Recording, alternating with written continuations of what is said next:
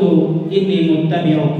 Qala innaka la tastati'u dhalika yawmaka hadha.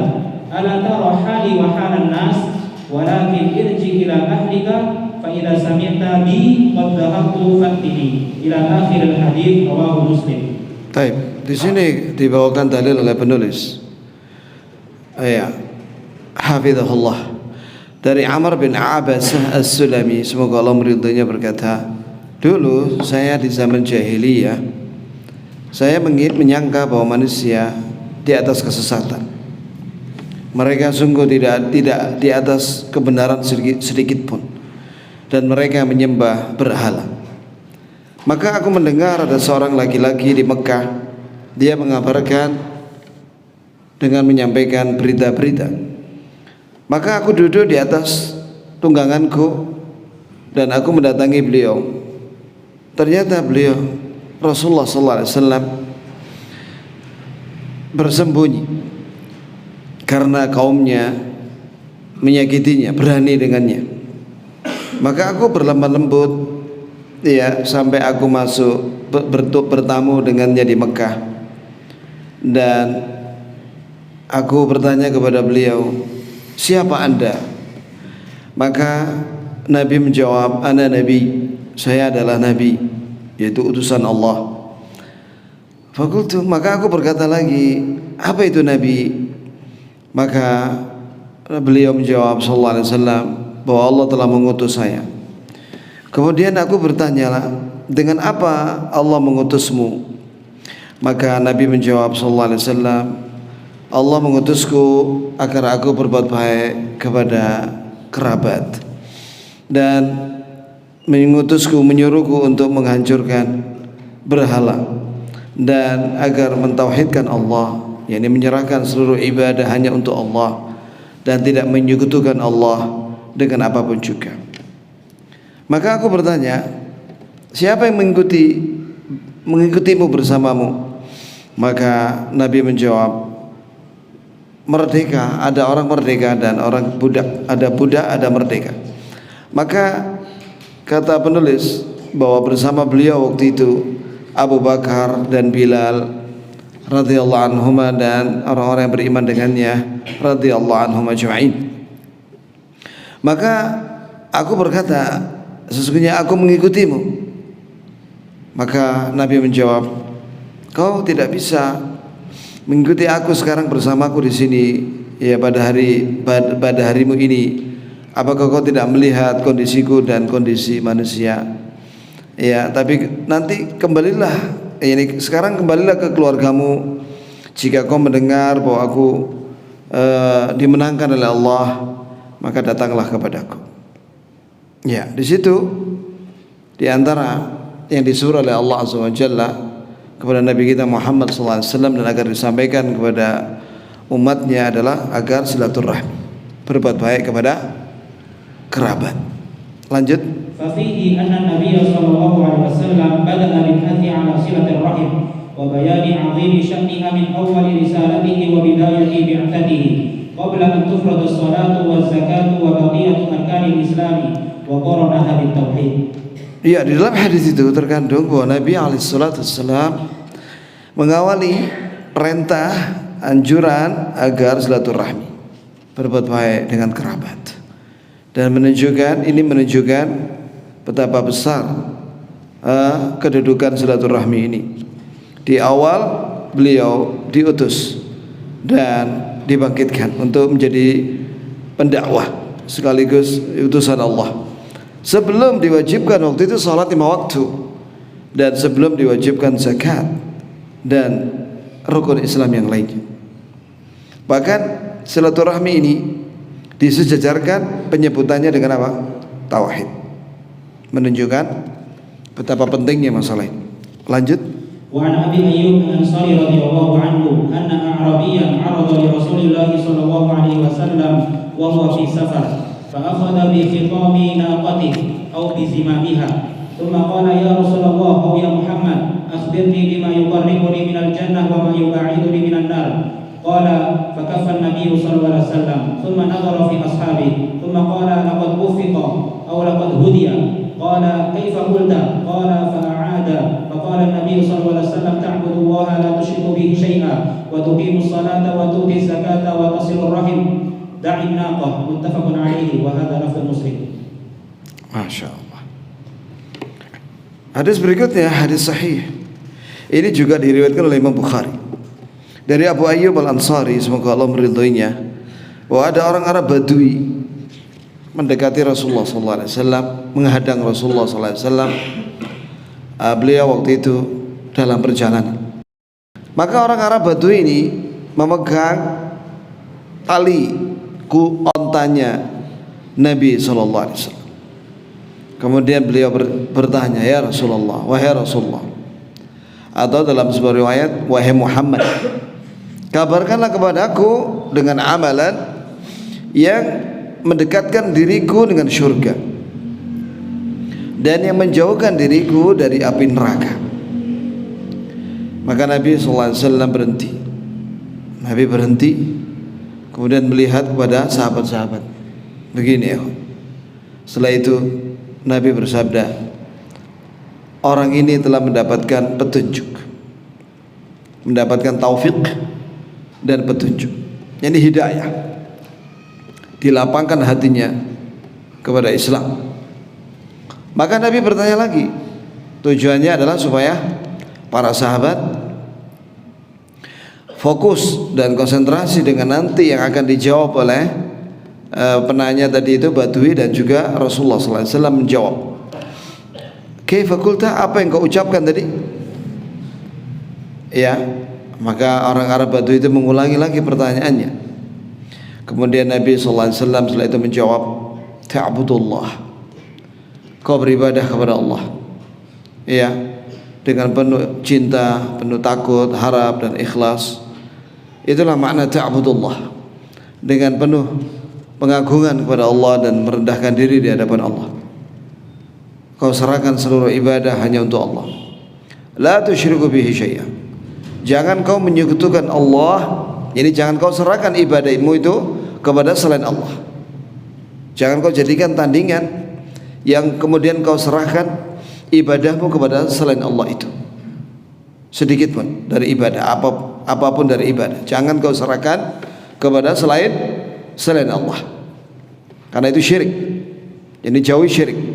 Kemudian tegakkanlah salat 5 waktu, yakni salat 5 waktu. Kemudian zakat, kau bayar zakat, ini zakat mal atau yang lainnya. Kemudian kau berbuat baik dengan kerabat, menyambung hubungan kekerabatan, silaturahmi, yaitu dengan apa saja yang kau miliki dari kebaikan, kelebihan, kau sambung hubunganmu dengan kerabatmu.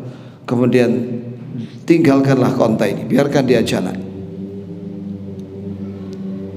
Ya, di sini jamaah sekalian, ya, menunjukkan apa? Bahwa silaturahmi itu adalah perkara yang sangat agung dalam Islam. Didudukkan sama Nabi setelah tauhid, larangan syirik, salat, zakat, kemudian silaturahmi. Penjelasannya, هذا فيه حرصهم على الخير وما يقرب من الجنة ويبعد من النار وقد طلب هذا الأعرابي وصية جامعة تقربه من الجنة أي تدنيه منها وتبعده من النار. Ya, di sini yakni pertanyaan dari orang Arab Badui ini, yaitu apa amalan yang mendekatkanku ke surga dan yang menjauhkan aku dari neraka. Menunjukkan bahwa orang ini semangat untuk mengetahui yang baik dan mau mengamalkannya. Ya. Dan subhanallah, pertanyaan ini sangat penting sebagai wasiat jamiah. Ya, jawabannya untuk orang Arab Badui dan juga untuk kita semua kaum muslimin merupakan wasiat yang menyeluruh, yang barang siapa mengamalkannya berarti dia mendekatkan dirinya ke surga dan menjauhkan dirinya dari api neraka.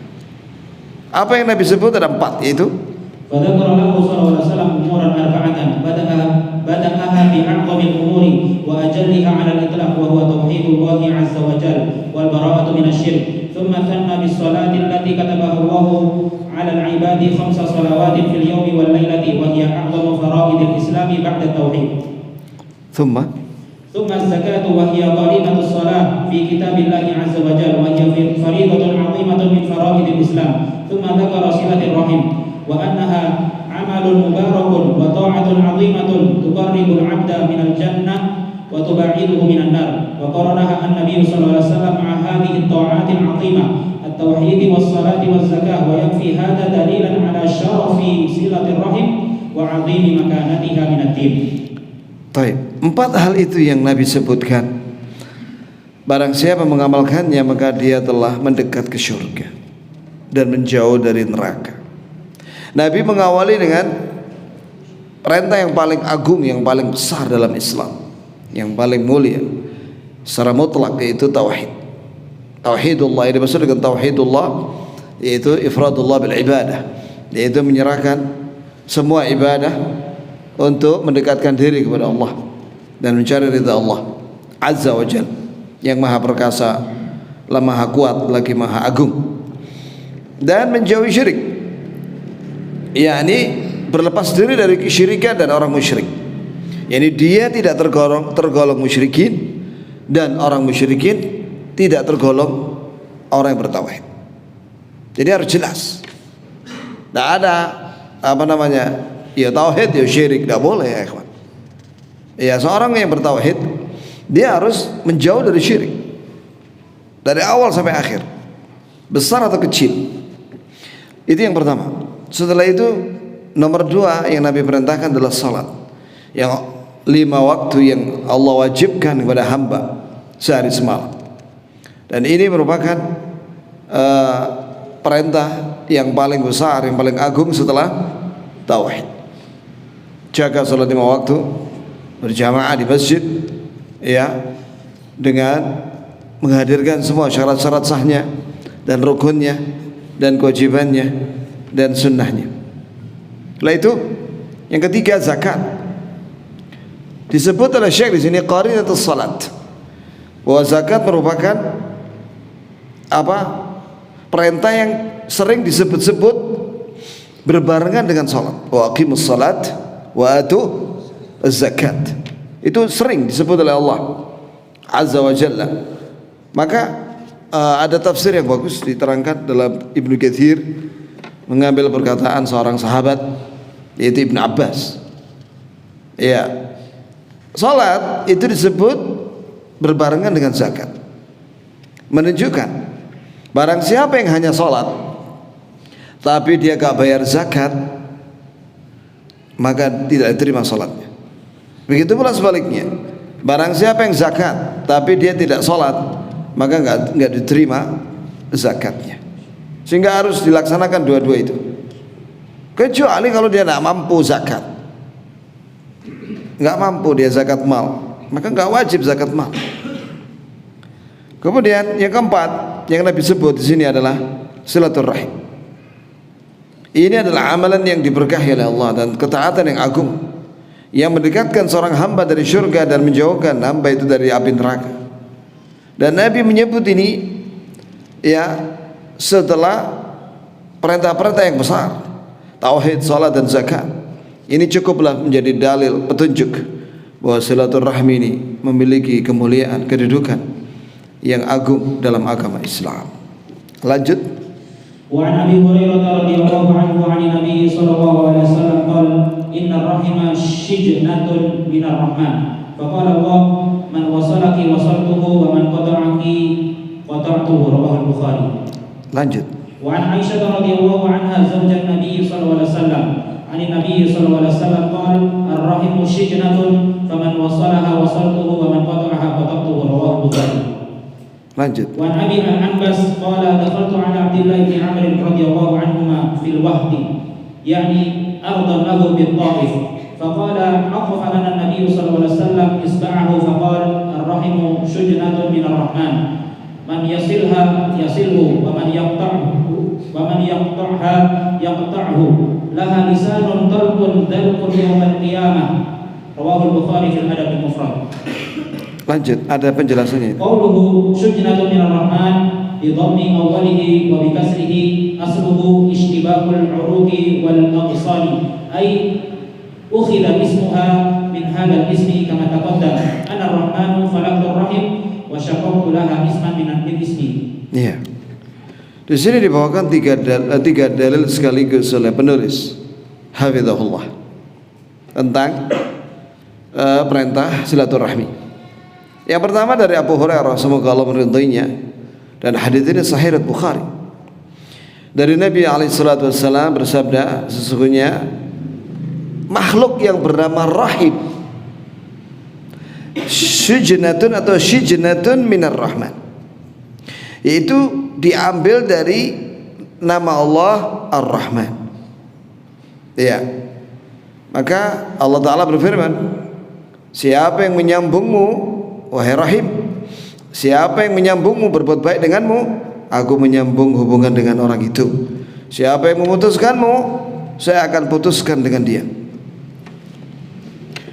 Kemudian juga dari Aisyah radhiyallahu anha, istri Nabi alaihissalatu wassalam, dari Nabi alaihissalatu wassalam berkata Nabi alaihissalatu wassalam bahwa makhluk yang bernama Ar-Rahim itu syijnah atau syujnah, ya, yaitu diambil dari kata Ar-Rahman.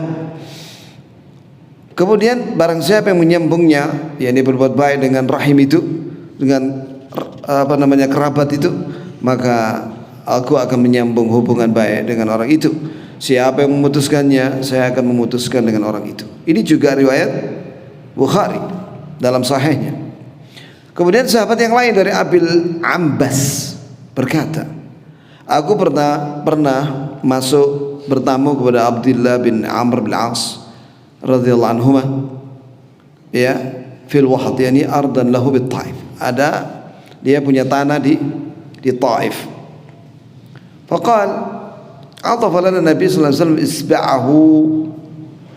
Faqal, bahwa Nabi sallallahu alaihi wasallam memberi isyarat dengan telunjuknya, Ar-Rahim syujnatun minar Rahman, bahwa rahim, makhluk yang bernama rahim itu diambil dari nama Allah Ar-Rahman. Siapa yang menyambungnya, ini berbuat baik sama kerabat itu, maka Allah menyambungnya. Ya ikhwan, jika Allah menyambung berarti Allah akan mencukupinya, Allah akan melindunginya, memberi taufik, mendengarkan doa-doanya dan mengabulkan, menjauhkan dia dari keburukan dan seterusnya. Siapa yang memutuskan dengan rahimnya, dengan kerabatnya, Allah memutuskan dengannya. Laha, yakni rahim itu makhluk yang bernama rahim memiliki lisan talq dzalq, yakni lisan yang fasih jika berbicara, bisa ngomong. Udah kita yakini aja, ya, jangan tanya bagaimana hakikat makhluknya itu. Allah alam ya akhi, ya. Nabi tidak menjelaskan bagaimana bentuk makhluk yang bernama rahim itu. Yang jelas ada makhluk itu. Kalau dalam riwayat lain, dia tergantung di bawah arsy dan dia bisa berdiri. Ada riwayat yang sudah pernah kita baca, gitu ya kawan. Dan dia bisa ngomong, dan itu akan nampak pada hari kiamat, dilihat oleh orang. Ya, siapa saja orang-orang yang berbuat baik sama kerabat dan tidak, itu dia akan jadi saksi. Terus Syekh Abdul Razak di sini hafizahullah menjelaskan makna syujnah. Ya, asal-usulnya yakni syujnah atau sijnah.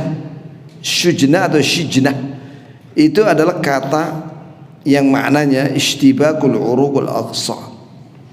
Ya, itu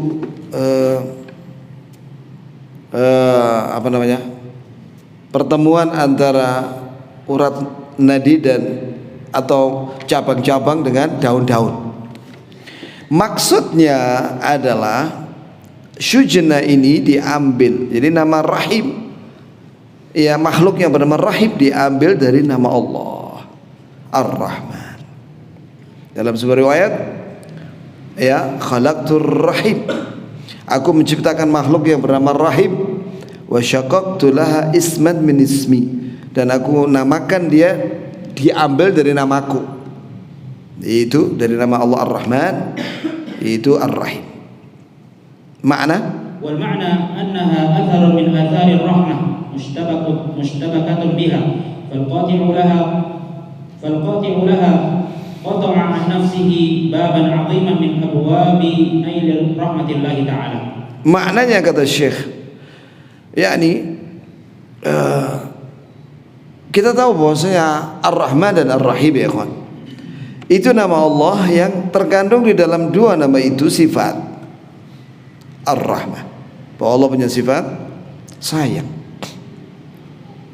yang maha luas atas makhluknya kepada makhluknya, baik di dunia maupun di akhirat, khususnya buat orang mukminin. Wa kana bil mu'minina rahima, dan Allah itu rahim, sayang dengan orang-orang mukminin. Ya, di dunia maupun di akhirat. Hatta orang kafir sekarang di dunia ini, mereka masih mendapatkan nikmat dari Allah. Bayangkan coba, orang kafir yang tidak pernah sholat, selalu menyembah selain Allah, musyrik, itu masih diberi rezeki oleh Allah di dunia ini. Nah, itu adalah athar dari bekas daripada pengaruh daripada apa? Rahmat Allah. Ya, tapi nanti pada hari kiamat orang kafir diharamkan dari makanan dan minuman ahlul jannah, haram hukumnya. Sehingga yang berhak mendapatkan rahmat Allah pada hari kiamat hanyalah orang Islam saja di surga. Nah, rahim ini karena terkandung di dalamnya rahmat Allah, maka barang siapa yang memutuskan silaturahmi, berarti dia telah memutuskan pintu yang besar dari pintu rahmat Allah, atau sebab dari rahmat Allah. Maka jauhilah memutuskan silaturahmi. Dan saya sudah jelaskan makna silaturahmi apa ya kawan? Berbuat baik kepada kerabat dengan lisan, ucapan yang baik, doa, salam, kalimat yang lembut atau nasihat, atau dengan harta, kasih dia zakat, kasih dia apa? Zakat, atau infak, atau hadiah. Nah, atau yang lainnya, apa saja kelebihan yang dia butuhkan, antum punya kelebihan di situ, berilah kepada dia. Iya, itulah makna silaturahmi. Jadi bukan hanya say hello saja gitu aja, kemudian kerabatnya ngenes, membutuhkan, dia sama sekali tidak peduli. Nah, ya, tapi kita harus peduli dengan kerabat kita ya kawan. Dan saya sudah jelaskan makna kerabat itu ada dari sebab nasab, yaitu dari orang tua kita, bapak dan ibu kita, kakek, nenek, pak de, pak le, bibi, bule, bude, keponakan, ya, saudara kandung kita, itu kerabat. Apalagi termasuk di dalamnya keluarga, ya, istri dan anak dan cucu, itu semua kerabat. Yang kedua dengan sebab perkawinan, yaitu mertua, itu kerabat ya. Ya, maka berbuat baiklah sama mertua juga, itu penting ya kawan. Baik. Kemudian ya lanjut. Qauluhu laha lisanun talqul dzakul yaumil qiyamah, ay taqumur rahim yaumil qiyamah laha lisanun fasiqun balighun tatlubu haqqaha alladhi wa'adaha bihi subhanahu 'indama qamat baina yadayhi wa qalat hadha maqamul a'ili min al-qati'ah faqala laha subhanahu na'am ama tardina an asila man wasalaki wa aqta'a man qata'aki qalat bala qala fadhaka laki. Iya, jadi makna laha lisan, dia punya lisan talqun talqun, yaitu fasih baligh. Fasih itu jelas, tidak pelat, ya, jelas kalimat huruf-hurufnya. Dan juga baligh, baligh itu yakni singkat padat. Itulah baligh ya kawan. Definisi apa? Baligh, ya, singkat padat, itulah baligh. Jadi makhluk yang bernama Rahim ini nanti akan berbicara pada hari kiamat. Dia akan nuntut haknya. Ketika dia berdiri di hadapan Allah Azza wa Jalla, sebagaimana yang diberitakan oleh Nabi, yaitu hadza maqamul a'id min al-qati'ah, ini adalah tempat berdirinya orang yang makhluk rahim yang berlindung dari pemutusan silaturahmi. Maka Allah menjawab, iya, apakah kau tidak ridha wahai rahim? Aku akan menyambung hubungan orang yang menyambungmu, dan aku akan putus dengan orang yang memutuskanmu. Maka rahim itu menjawab, bahkan iya. Maka Allah menjawab, itu untukmu. Lanjut. يوضحه من جاء عن أبي هريرة رضي الله عنه قال سمعت رسول الله صلى الله عليه وسلم يقول إن الرحم شجرة من الرحمن تقول يا ربي إني قطعت يا ربي يا ربي إني أسيء إلي يا ربي إني ظلمت يا رب قال فيجيبها أما ترضين أن أصل من وصلك وأن أقطع من قطعك رواه أحمد. Hadis ini disahihkan oleh Ibnu Hibban dan juga Syekh Al-Albani. Katanya sahih li ghairihi, ya. Riwayat Imam Ahmad. Disebutkan dalam dari sahabat Abu Hurairah, semoga Allah meridhoinya, berkata, aku pernah mendengar Rasulullah sallallahu alaihi wasallam bersabda, sesungguhnya makhluk yang bernama rahim itu diambil dari nama Allah Ar-Rahman. Maka rahim itu, makhluk rahim yang bernama rahim itu ngomong di hadapan Allah. Taqul, dia berkata, ya Rabb, ya Rabb, wahai Rabbku, wahai yang menciptakan aku. Itulah makna ya Rabb. Ada tiga ya kan, Rabb itu maknanya yang maha menciptakan, maha memiliki, dan maha mengatur. Itulah arti Rabb, sebagaimana diterangkan oleh Syekh Muhammad bin Shalih Al-Utsaimin ketika menerangkan makna tauhid rububiyah. Dia bilang, inni quti'tu, aku diputus hubungan. Ya Rabb, wahai Rabb. Ini yang kedua, dia manggil Rabb yang kedua. Inni usi'a ilayya, orang berbuat buruk denganku. Ya Rabb, ini yang ketiga. Inni dhalimtu, aku didolimi ya Rabb. Terus dia bilang ya Rabb, berarti 4 kali dia bilang ya Rabb. Di dalam pembahasan tentang masalah berdoa ya kan, salah satu sebab dikabulkannya doa itu apabila seorang memanggil nama ya Rabb 3 kali minimal. Ya. Jadi antum kalau berdoa ya Rabb, setelah itu minta apa keinginan, setelah itu ya Rabb, diulangi lagi, terus ya Rabb, ya yang ketiga. Apalagi lebih dari 3, maka dikabulkan doanya. Dan seperti ini dikabulkan. Maka Allah jawab, fayujibuha. Maka Allah jawab. Maka Allah berfirman, apakah kau tidak ridha? Apakah ridha jika aku menyambung orang-orang yang menyambung denganmu, dan saya akan putus dengan orang yang memutuskan denganmu? Lanjut. وعن أنس بن مالك رضي الله عنه أن رسول الله صلى الله عليه وسلم قال من أحب أن يبسط له في رزقه ويحسن له في أثره فليصل رحمه متفق عليه. وعن أبي هريرة رضي الله عنه قال سمعت رسول الله صلى الله عليه وسلم يقول من سره أن يبسط له في رزقه وأن يحسن له في أثره فليصل رحمه رواه البخاري. Lanjut. وهذا فيه أن لصلة الرحم ثمارا كثيرة منها ثمار معجلة للواصل في الدنيا ومنها ثمار مؤجلة يفوز بها يوم القيامة ومن الثمار المعجلة بسط الرزق له في الدنيا وطول العمر. Lanjut. يبسط له في رزقه أي يوسع له فيه ويبارك له في ماله ويبسط له في أثره. النسيئة هي التأخير ومعنى يبسط له في أثره أي يؤخر والأثر المراد به الأجل والمعنى أنه يزاد في عمره حقيقة. قال شيخ الإسلام ابن تيمية رحمه الله وقد قال بعض الناس إن المراد به البركة في العمر بأن يعمل في الزمان القصير ما لا يعمله غيره إلا في الكثير. قالوا لأن الرزق والأجل مقدران مكتوبان فيقال لهؤلاء تلك البركة وهي الزيادة في العمل والنفع هي أيضا مقدرة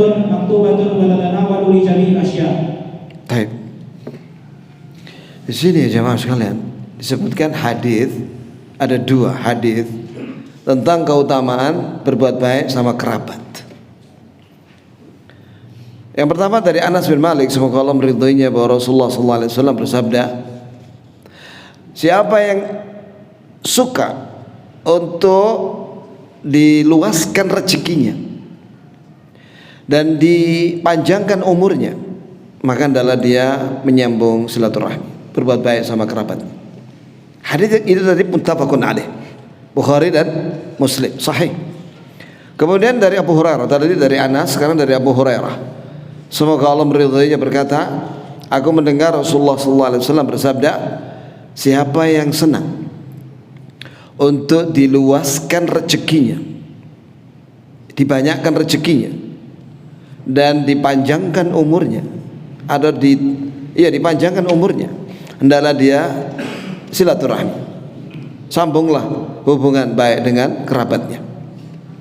Ini juga kata penulis hafizahullah menunjukkan keutamaan atau salah satu dari buah yang baik dari silaturahmi yang disegerakan di dunia.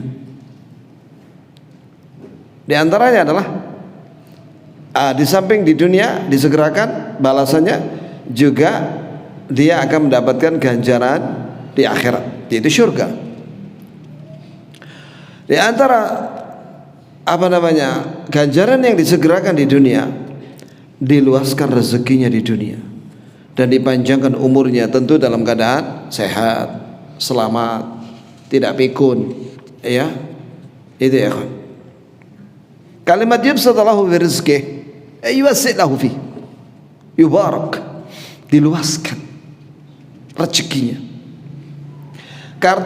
Arti yubarak, berkah itu ya kawan, secara bahasa berkah itu terkandung di dalamnya ada 2 makna. Yang pertama, ats-tsubutu fil khair, langgeng dalam kebaikan, termasuk kebaikan di situ rezeki. Wa ziyadatu fil khair, dan ditambah lagi rezekinya, atau diluaskan rezekinya.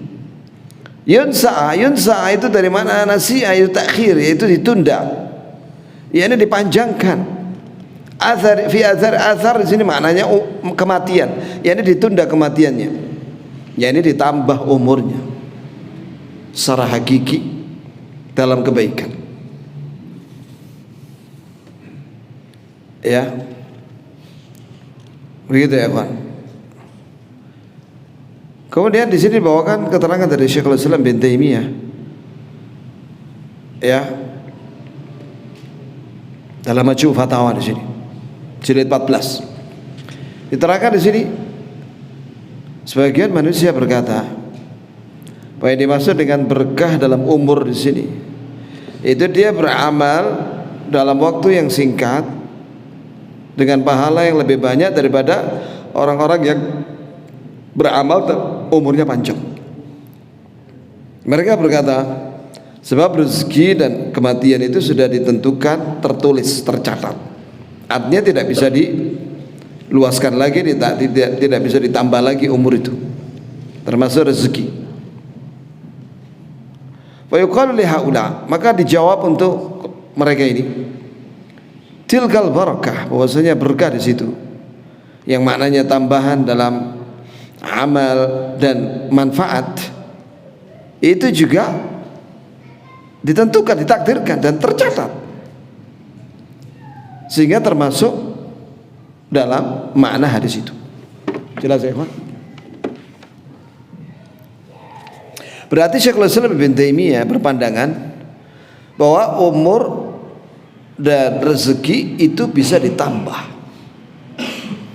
dengan silaturahmi, ditambah secara hakiki, dan itu semua baik ketika dia sebelum silaturahmi misalnya nilainya sekian, hartanya, umurnya sekian, kemudian ketika silaturahmi ditambah rezeki dan umurnya, itu juga ada catatannya di Lauhul Mahfuz.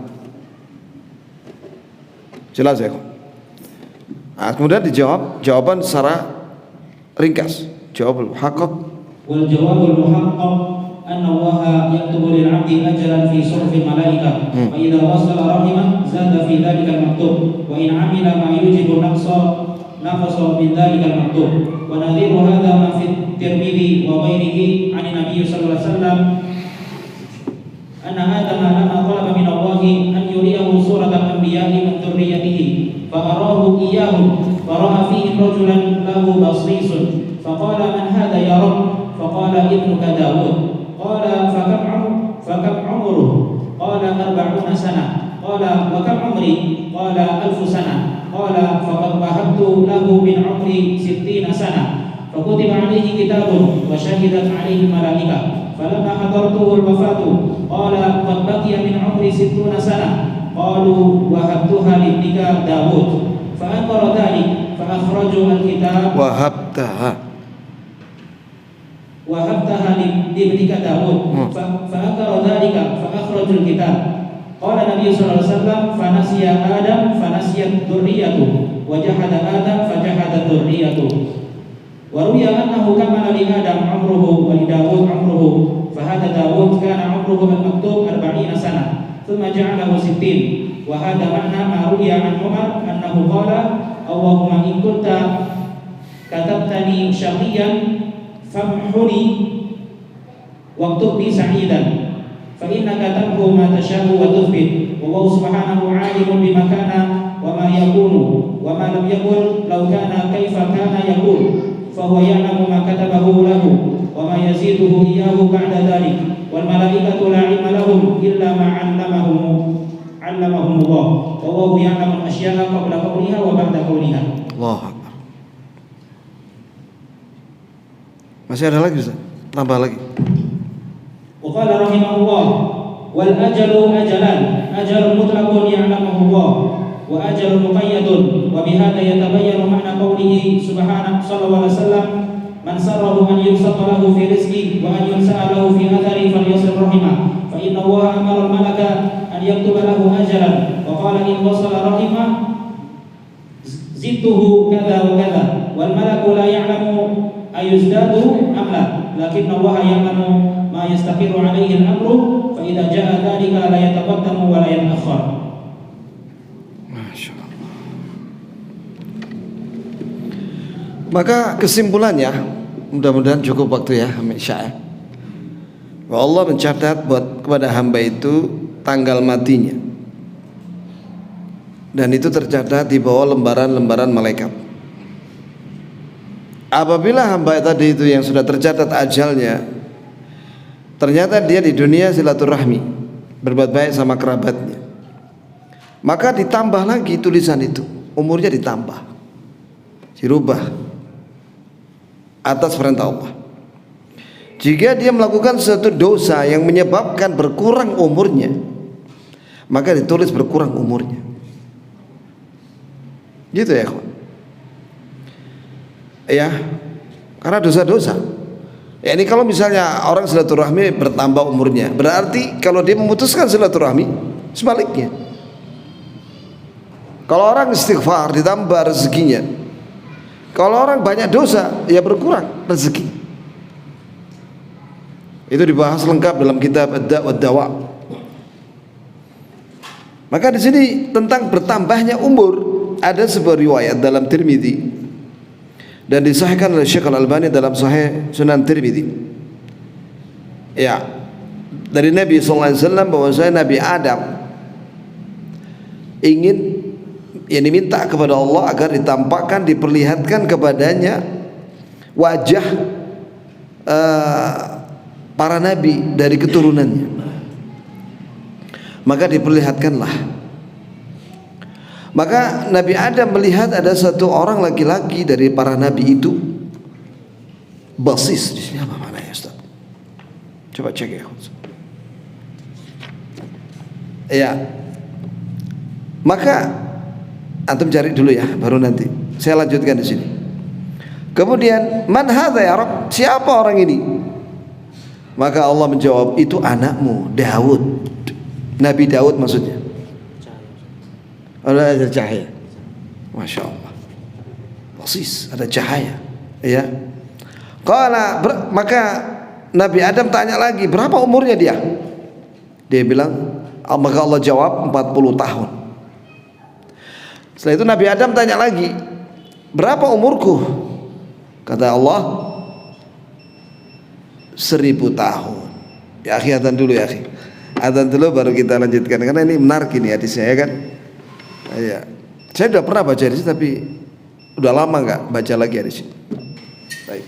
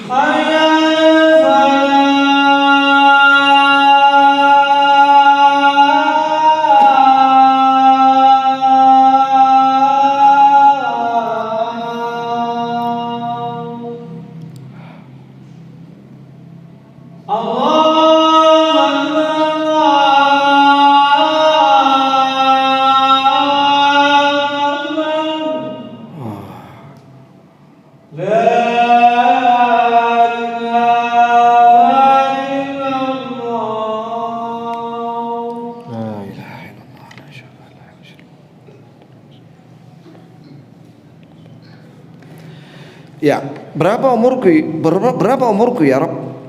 Maka Allah menjawab, umurmu 1000 tahun. Maka Nabi Adam berkata, aku berikan untuk Daud dari umurku 60 tahun. Jadi total berapa? 100. 40 tambah 60, 100 ya kan? Umurnya Nabi Daud. Fakutiba alaihi kitab. Maka dicatatlah kitab catatan umur untuk Nabi Daud. Jadi berapa? 100. Dan disaksikan oleh malaikat. Nah, ketika datanglah tanggal kematiannya Nabi Adam, ya, maka Nabi Adam berkata, loh, umurku masih ada 60 tahun. Qalu, maka rombongan malaikat rahmat mengatakan, kau sudah berikan itu umurmu 60 kepada putramu Daud. Fa'angkara dzalik, dia mengingkari. Ya.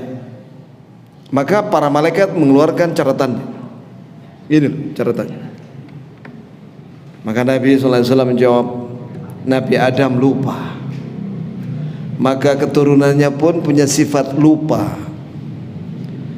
Dan Nabi Adam menyangkal apa yang telah pernah dia omongkan. Begitu pula keturunannya ada yang suka menyangkal, ya. Begitu ya, kawan. Dan diriwayatkan bahwasanya setelah itu Allah memberi kepada Nabi Adam menyempurnakan umurnya di 1000. Dan Nabi Daud tadi tetap ditambah menjadi total 100. Perhatikan di sini Nabi Daud alaihissalam umurnya yang tercatat awalnya 40, kemudian ditambah lagi 60, ya, sehingga menjadi 100. Inilah makna sebuah doa yang pernah diriwayatkan dari Umar, bahwa beliau pernah berdoa begini, ya Allah, jika Kau telah mencatat nasibku ke dalam golongan orang yang celaka, hapuslah itu dan catatlah untukku aku menjadi orang yang bahagia, sebab Engkau akan menghapus apa yang Kau mau dan Kau tetapkan apa yang Kau mau. Yamhullahu ma yasha wa yuthbit. Allah menghapus catatan takdirnya apa yang Allah mau, dan Allah menetapkan apa yang Allah mau. Dan Allah Subhanahu wa taala Maha mengetahui dengan apa yang telah terjadi, ya, dan yang sedang terjadi. Dan sekiranya terjadi di masa mendatang, apa yang terjadi setelah itu Allah tahu. Dan Allah tahu, Allah Ta'ala mengetahui apa yang dicatat untuknya dan apa yang ditulis, ditambah lagi untuk Allah setelah itu. Sedangkan malaikat tidak tahu, kecuali diajari oleh Allah kepada mereka. Allah mengetahui segala sesuatu sebelum terjadi dan setelah terjadi makhluk itu. Maka ya ikhwani, betul apa kata Rasulullah, la yaratul qada atau la yaratul qadar illa doa. Tidak ada yang bisa menolak takdir kecuali apa? Doa. Fa'alaikum ya ibadallah bid-du'a. Maka adalah antum banyak berdoa. Barang siapa yang banyak berdoa, ya, berarti Allah telah membuka pintu kebaikan untuknya. Karena semua kenikmatan dan kebaikan dunia akhirat itu di tangan Allah. Maka barang siapa seorang hamba yang rajin berdoa, meminta kebaikan yang ada di tangannya Allah itu, berarti Allah telah memberi dia taufik kepada semua kebaikan. Begitu ya jamaah. Misalnya begini, Allah Azza wa Jalla memberi kepada seorang hamba misalnya rezeki, kebaikan di dunia atau berupa agama, hidayah. Bukankah dia berharap dan berdoa kepada Allah agar nikmat itu tetap diberi kepadanya dan tidak diputus? Betul nggak? Ya, itu butuh doa. Begitu pula ketika seorang hamba kena musibah atau keburukan, maka dia mohon perlindungan kepada Allah agar diangkat musibah. Itu juga doa. Itulah rahasia kenapa kita setiap hari mengucapkan ihdinas siratal mustaqim. Padahal kita orang Islam, sudah mendapatkan hidayah Islam, tapi kita setiap hari, ya Allah tunjukilah kami jalan yang lurus, siratal ladzina an'amta 'alaihim ghairil maghdubi 'alaihim waladdallin, amin. 17 kali kita mengucapkan itu sehari semalam. Itu salat wajib, apalagi ditambah salat sunnah, nafilah 12 rakaat, qiyamul lail di 11 rakaat, total 40 itu 40 kali ihdinas siratal mustaqim. Kenapa? Karena makna ihdinas siratal mustaqim bukan sekedar minta hidayah di masa lalu dan sekarang, tapi juga di masa yang akan datang sampai mati, supaya tidak diputus nikmat hidayah kepada Islam itu. Maka dia minta kepada Allah agar diteruskan nikmat hidayah Islam itu kepada dia sampai mati. Itulah hikmah dari doa ihdinas siratal mustaqim. Dan sekali lagi ya kawan, di sini menunjukkan Pentingnya kita ini banyak berdoa, apalagi di akhir zaman. Banyak fitnah. Iya. Iya, min alamat as-sa'ah zuhurul fitan. Tanda-tanda kiamat banyak fitnah, keburukan yang menimpa kaum muslim. Yadharul jahl, muncul kebodohan dengan agama. Ini banyak orang tidak mengerti agama. Sudah nggak ngerti, nggak mau tahu, sehingga tersesat. Ini tanda kiamat ini. Kemudian yadharul syuh. Syuh itu syiddatul bukhl, sangat bakhil dalam segala hal. Tidak mau memperhatikan, tidak mau peduli sama orang. Itu muncul zaman sekarang sudah. Nasallahu alaihi wasallam. Illa man rahimallah. Maka kita harus ada juga kathratul harj, banyaknya pembunuhan. Ada seorang bapak bunuh anak perempuannya, ada seorang anak bunuh ibunya, ada yang bunuh bapaknya, ada yang membunuh saudara kandungnya, ada yang membunuh anak pamannya, ada yang membunuh pamannya, tetangganya. Iya kan? Itu muncul seperti itu fitnah al-harj. Maka kita harus minta sama Allah perlindungan dari fitnah. Dan itu kita baca setiap salat menjelang salam. Allahumma inni a'udzubika min adzabi jahannam wa min adzabil qabri wa min fitnatil mahya wal mamat wa min syarri fitnatil masihid dajjal. Demikian ya ikhwan, insyaallah kita akan sambung lagi. Jadi kesimpulannya apa ini? Silaturahmi, berbuat baik sama kerabat itu akan ditambah lagi rezeki dan dipanjangkan umurnya. Maka perhatikan mana anak kerabat kita. Ta'allamu min ansabikum, pelajarilah mana nak saudara-saudara dari nasab kalian tuh. Biasanya kalau Idul Fitri itu kumpul itu, ya kan? Bani kakek fulan, bani nenek, ya kan? Kumpul lah, itu kesempatan untuk tahu siapa kerabat-kerabat kita dari kakek dan nenek kita, dari bapak dan ibu kita. Di situ kita berbuat baik, peduli kita dengan mereka. Maka insya Allah dengan bukan hanya sekali setahun ya akhi. Ya kapan kerabat itu membutuhkan, antum datangilah, perhatian sama mereka. Begitu ya kawan.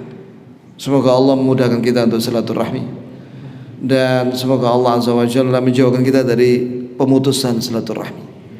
Allahumma inna nas'aluka bisari asma'ikal husna wa sifatikal ula. Rabbana atina fid dunya hasanah wa fil akhirati hasanah wa qina adzaban nar. Allahumma inna nas'aluka qalban saliman wa lisanan sadiqa wa nas'aluka min khairi ma ta'lam wa na'udzu bika min syarri ma ta'lam wa nastaghfiruka lima ta'lam innaka anta 'allamul ghuyub. Amin. Wa sallallahu alaihi wasallam ala nabiyyina Muhammad wa akhiru da'wana alhamdulillahi rabbil alamin. Subhanakallahumma wa bihamdik asyhadu an la ilaha illa anta astaghfiruka wa atubu ilaik.